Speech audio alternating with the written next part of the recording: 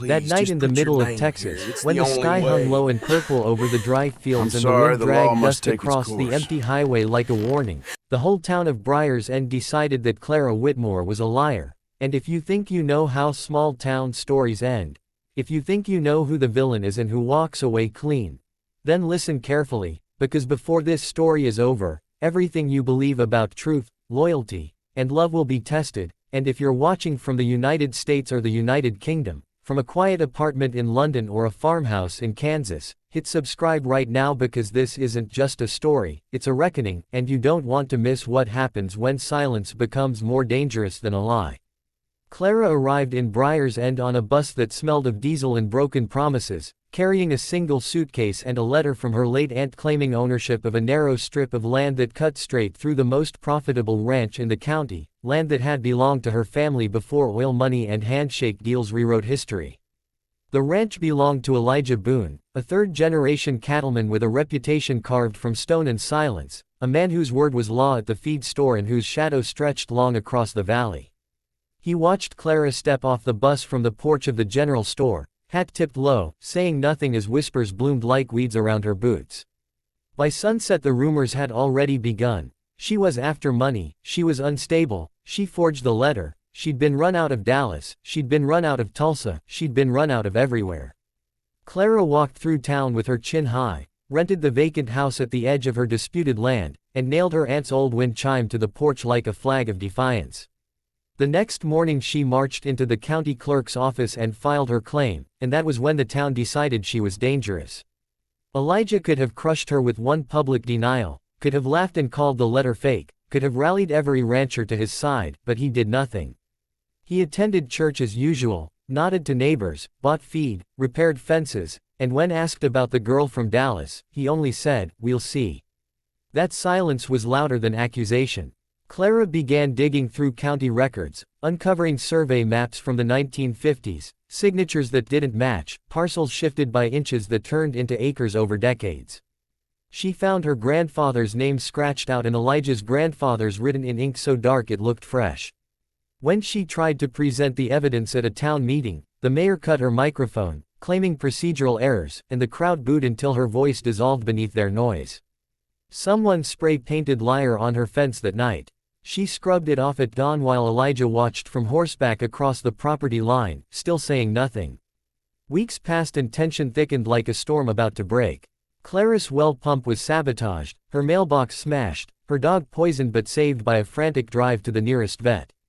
Every time she accused someone, they laughed and pointed back at her. Proof, they demanded. Show us proof. She had proof, but every document she filed seemed to vanish, every appointment rescheduled, every witness suddenly unsure. Elijah's foreman visited her one afternoon with a polite offer to buy her land at a generous price. She refused. That night her house caught fire. It started in the kitchen, suspicious and fast, and she barely escaped with her life. The town called it faulty wiring. She called it arson. Elijah attended the Rebuilding Fund meeting and donated more than anyone else, his check handed over without expression. Clara stood at the back of the hall, soot still under her nails, and realized the most powerful weapon in Briar's End wasn't fire or money, it was silence. She decided to fight louder. She contacted a journalist from Houston, a woman named Tessa Monroe who had built a career exposing land grabs and rural corruption. Tessa arrived with cameras and questions, and for a moment the town's confidence flickered. Elijah invited Tessa to the ranch for an interview and served sweet tea on a wide porch overlooking acres of grazing cattle, telling stories about legacy, family, and stewardship. He never once called Clara a liar. He simply described paperwork discrepancies as misunderstandings and praised the community's unity. The article that followed painted a complicated picture, but the headline still leaned toward doubt. He said, she said in Briar's End land dispute. Clara felt the ground slip further beneath her feet. Then she found something no one expected, a hidden clause in a decades-old mineral rights agreement that proved her grandfather's land had been split under pressure during a drought, sold for a fraction of its value to Elijah's grandfather with a promise of joint ownership that was never honored. The signature bore a faint fingerprint in ink. Clara tracked down an aging notary living in a nursing home outside Austin who admitted on camera that he'd been paid to alter the document. The story should have exploded. It should have changed everything. Instead, the notary died 2 days later of an apparent heart attack, and his recorded confession disappeared from Tessa's hard drive after her rental car was broken into. The town called it coincidence. Clara called it murder. Elijah said nothing. The silence began to crack not because he spoke, but because his son, Matthew Boone, returned from college in Colorado with different ideas about right and wrong. Matthew met Clara at the burned remains of her old kitchen and asked to see the maps. He studied them for hours, his face pale in the dusk. "My father wouldn't," he began, but didn't finish. Clara saw doubt bloom where certainty once lived.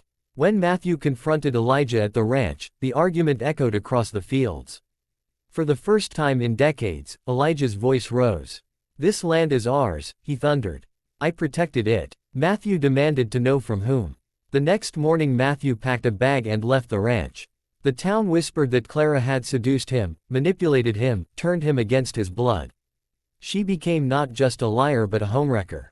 Yet behind closed doors, cracks widened. Bank records surfaced showing quiet payments to county officials over years. A retired surveyor confessed to shifting boundary lines under pressure. Clara and Matthew pieced together a pattern of calculated expansion masked as tradition.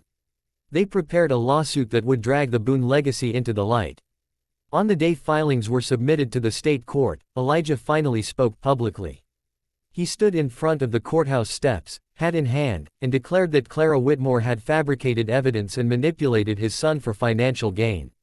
Cameras flashed. The town cheered. Clara felt her heart drop into her stomach. Then Matthew stepped forward beside her and handed the press a flash drive containing copies of the bank transfers and a recorded conversation in which Elijah admitted to fixing the land years ago to keep the ranch afloat.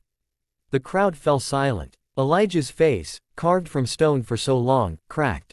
But even then he did not beg, did not deny, did not explain.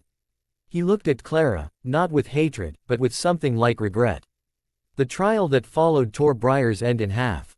Old alliances fractured. Businesses suffered. Families stopped speaking. Clara testified for hours, detailing threats, sabotage, the fire.